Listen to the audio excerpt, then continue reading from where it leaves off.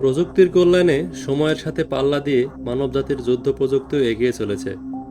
প্রতিনিয়ত সামনে আসছে নতুন নতুন অস্ত্র আর কৌশল। প্রযুক্তি কতটা এগিয়ে গেছে তার সর্বশেষ নমুনা দেখালো চীন। দেশটির বিজ্ঞানীরা এমন একটি রোবট কুকুর আবিষ্কার করেছেন যা মেশিন গান চালাতে সক্ষম। সম্প্রতি পূর্ব এশিয়ার দেশ কম্বোডিয়ার সঙ্গে যৌথ মহড়ায় এই রোবট কুকুরের পরীক্ষা করেছে চীন।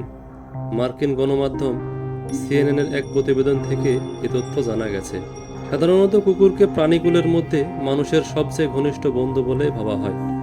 এবার সেই বন্ধুর রোবোটিক রূপকে যুদ্ধক্ষেত্রে মানুষের বিকল্প হিসেবে ব্যবহার করতে চলেছে চীন। দেশটি এমন একটি রোবট কুকুর তৈরি করেছে যার পিঠে একটি অটোমেটিক রাইফেল বসানো রয়েছে। রোবট কুকুরটি সেই অটোমেটিক রাইফেল নিয়ন্ত্রণে সক্ষম। সিএনএনের প্রতিবেদনে বলা হয়, রাষ্ট্রীয় সম্প্রচারকারী সিসিটিভির একটি ভিডিওতে সেন ওয়েন নামের একজন চীনা সৈনিক বলেছেন, এটি আমাদের দূরবর্তী ও কঠিন যুদ্ধ অভিযানে নতুন সদস্য হিসেবে কাজ করতে পারে।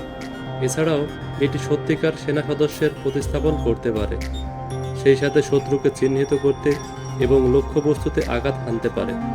চীন কম্বোডিয়া গোল্ডেন ড্রাগন 2024 অনুশীলনের সময় তৈরি করা 2 মিনিটের ভিডিওতে রোবট কুকুরটিকে একটি দূরবর্তী অপারেটরের নিয়ন্ত্রণে হাঁটা, লাফিয়ে, শুয়ে এবং পিছনের দিকে সরতে দেখায়। একটি মহড়ায় রাইফেল ফায়ারিং রোবট কুকুরটি একটি পদাতিক ইউনিটকে একটি সিমুলেটেড বিল্ডিংয়ে নিয়ে যায়। রোবট কুকুরের পিঠে স্বয়ংক্রিয় রাইফেলের নিচে একটি 6 পাখাযুক্ত এরিয়াল ড্রোন মাউন্ট করা ছিল। এটি দেখে চীনের বিচিত্র ধরনের বুদ্ধিমান মানবহীন সরঞ্জাম বলে আখ্যা দিয়েছেন অনেকে।